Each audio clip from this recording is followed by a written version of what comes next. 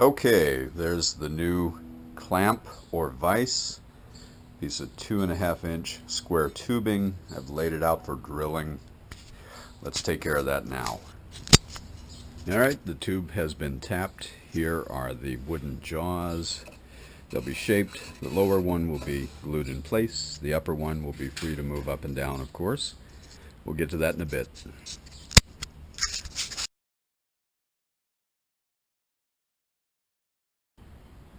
Alright, here the stationary jaw is fitted, ready for glue up. You can see the interior corners of the tube are radiused, slightly rounded, so the outside corners of the blocks are radiused too in order to fit. This happens to be a little bit of beechwood that I had on hand, left over from a spoon making project.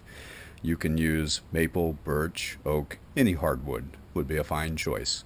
I would avoid pine simply because you'll be replacing it more often.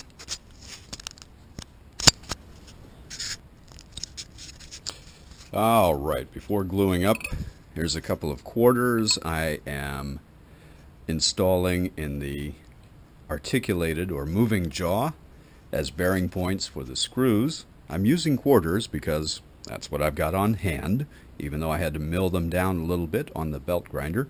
And I enjoy listening to people argue online over whether the practice is illegal. So leave some comments for me.